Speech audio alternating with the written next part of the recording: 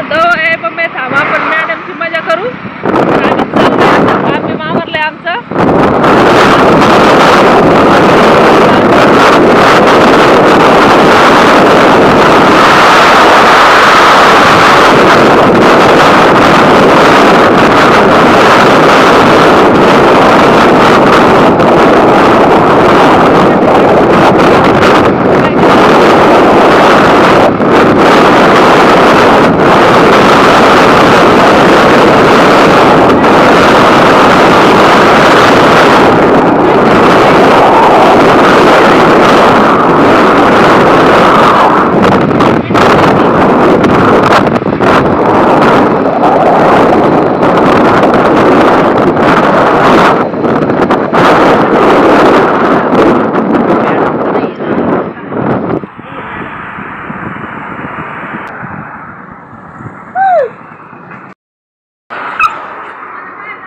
माणसं आले का लगेच मस्ती सुसाठी याला अगं लय भारी टेस्ट आहे. गुलाबाची टेस्ट आहे.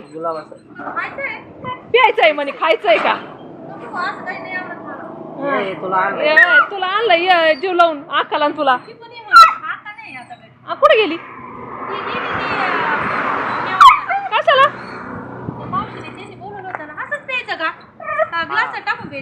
तर हे पा मी पिले आता मॅडम साठी आणलंय आम्ही तर पा पिऊन काय ना 200 रुपयाला एक पुडी. तर हे पा तर हे पा मॅडम घाबरून राहिली पण आम्ही पिलाय म्हणलं तुला लय भारी लागत आहे. गुलाबाचा फ्लेवर आहे. तर कसं वाटत आहे मॅडमला. तिखट काय गुलाबाचं हे वास पाहिजे कसा आहे. मला नाही आवडत रे बाबा.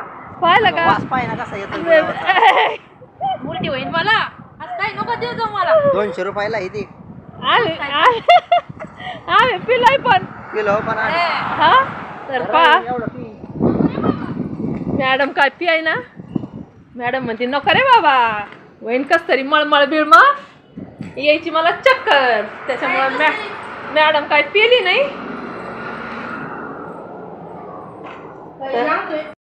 तर हे पा लागला पाऊस पडायला.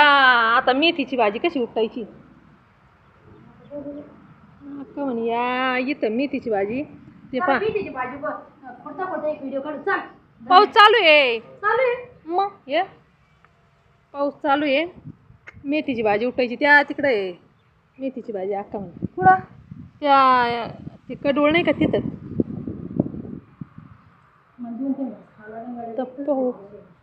पाहू आपण मेथीची भाजी किती अशी मोठी झाली तुम्हाला मी दाखवते तिकडे गेल्याच्या नंतर. तर व्हिडिओ कंटिन्यू करा. पक्षी कोणता पक्षी काय माहिती. तर असं एका ठिकाणीच उडू राहिला. नेमकं काय त्याला धरायचं आहे काय नाही ते दिसना पण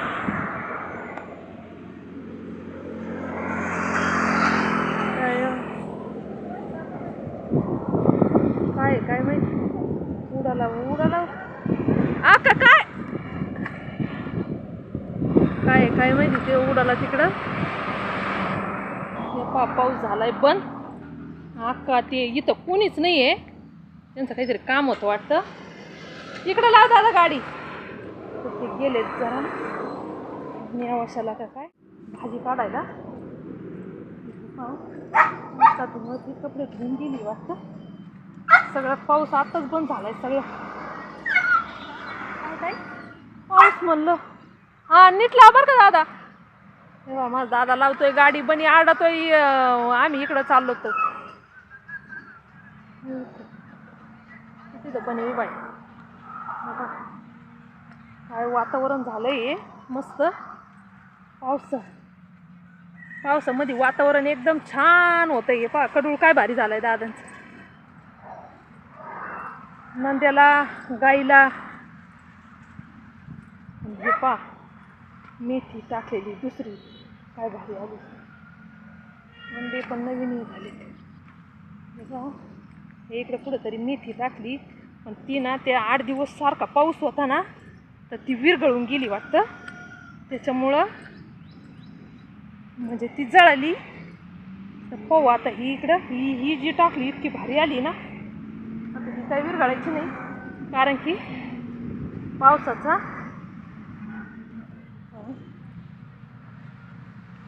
माठाची भाजी पण मस्त आली, तांदूळची पण आली छान. तो सगळं पाणी गळून राहिलंय अंगावर. किती भाजी किती नाही. तर हे पहा इथं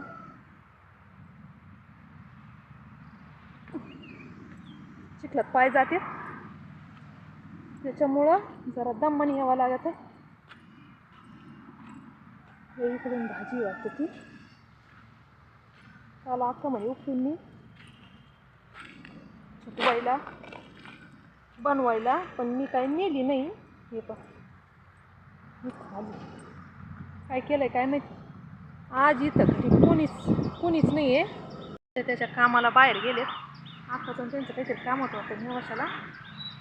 मावशी ते आलेले आहे तिकडून आणि आमचं आवरलं. मला शिवायचे होते ब्लाऊज, मी एक माझं आणि एक मॅडमचं ब्लाऊज कटिंग केलं आहे तर ते शिवायचं. आणि बाकीच्या साड्यांना फॉल अस्तर आणायचे, पण आता ते कधी आणणं होईल तर हो. गिऱ्हाईकाचे शिवून देते आणि माझे तसेच राहते. मला साड्यावरचे ब्लाऊज एक पण नाही, मी कोणत्या साडीवर घालते, त्याच्यामुळं गिऱ्हाईकाच्या याच्यामध्ये आपलं शिवायचं राहून जातं. तर हे पहा भाजी सगळी विरघळून गेली ही, आणि जी जर विरघळली नसती तर हे पहा इतकी मस्त आलेली. हे पहा अशी पाऊस 8 दिवस एवढा होता तर भाजी विरघळून गेली. आणि गवत पहा गवत किती आलंय. आणि इकडं बाजरी इतकी मस्त आली ना, बाजरीला काही हे नाही होत. बाजरी तर इतकी छान आली. हे पहा इथं, हे पहा बाजरी इतकी मस्त आली. बाजरी सगळी तास ना तास हे झालाय. पहा दादाच्या हाताने कोणतंही पीक घेतलं ना तर इतकं मस्त येतंय. पण हे भाजीचं ना पावसामुळं ना खराब झाली ती भाजी. इकडं दुसरीकडे टाकली तर इतकी मस्त आली. तर पाहू आता याच्यामध्ये तांदूळची भाजी पण लय आहे. आता पाऊस पडला ना तर इतक्या रानभाज्या येतात ना मस्त. तर पाहू आपण एक तर तांदूळची घेऊ किंवा माठाची घेऊ, नाहीतर मेथीची या इकडं चांगली आहे. कारण की मेथीची भाजीची जुडी 50 रुपये, एका बुधवारी 50 रुपये होती आणि एका बुधवारी होती 40 रुपये. तर हे पहा याच्यामध्ये इतकी छान आली. हे इकडे मला दिसती का नाही तरी मी दाखवते याच्यामध्ये. पण इतकी मोठी झाली ना, एवढी मोठी असती जर खरं आहे ना. आहे या इकडं आहे, पण या कडुळामध्ये मॅडम विचारती आहे का भाजी. तर आता भाजी उपटू आपण. माझा भाऊ काय करतोय काय माहिती, गाडी लावायला सांगितली होती त्याला, गाडी लाव म्हणलं आणि इकडे ये. मग आपण भाजी उपटू, मेथीची उपटू आणि तांदूळची पण घेऊ आणि मग जाऊ आम्ही घरी. आका ते आल्याच्या नंतर आकाचं काय काम निघलं काय ना अचानकच, आम्हाला काही माहीत नाही. इथं आल्यावर माहीत झालं. मॅडम म्हणे आका गेली बाई नेवाशाला. हे पहा ऊस काय छान आलाय. दादा स्वतः खांदी ते त्याला ते खांदावं लागत आहे वाटतं. आता आम्ही लहान होतो तेव्हा काही असं नव्हतं, खांदी बिन्नी काही नव्हती. ते बैलांनी हे करायचे. इकडं खुरपणी केली वाटतं दादानी. हे पहा ऊस इतका भारी आलाय ना, पाऊस पडल्या लगेच पिकांना पण जरा हे भेटतं ना पोषक वातावरण, त्याच्यामुळं असा मस्त ऊस आला. हे पहा त्या दिवशी मी याच्यातून भाजी नेली होती तर वापस इतकी मस्त भाजी आली ना. हे पहा दादा पाणी पण भरीत आणि खुरपणी पण करते. हे पहा एवढा ऊस खुरपलेला आहे दादांनी. इकडं गवत ते दिसतंय, इकडं राहिलाय आणि इकडं बाजरी पेरली. आणि हा ऊस तुम्ही मागच्या व्हिडिओमध्ये बघितला असं, पावसाच्या आधीचा व्हिडिओ आहे. इतका सुकला होता ना, असा पिवळा पडला होता, पण इतका पावसाने छान कलर आलाय त्याला. तर पहा निसर्गाची करणी. आपण घरचं किती पण पाणी द्या, पण जर वरचा जर पाऊस पडला नाही तर काहीच उपयोग होत नाही. आणि मागच्या वेळेस ना दादानी इथं भुईमुग केला, ते भुईमुगाची पण झाडं आलेली काही काही. तर मागच्या वेळेस ना भुईमुग नेमकं पावसात काढायला आला होता, तर शेंगा इतक्या खाली खुडल्या होत्या ना, त्याच्यामुळे हे जे बिया पडलेले आहे ना त्याचे भुईमुगाच्या झाडं आलेले आहे. तर पहा काय भारी वातावरण झालं आहे पावसाचं आणि इतकं मस्त वाटतंय ना. तर चला आता मी उपटते भाजी. तर भेटूया आपण पुढच्या ब्लॉगमध्ये. ब्लॉग कसा वाटला नक्की सांगा. धन्यवाद.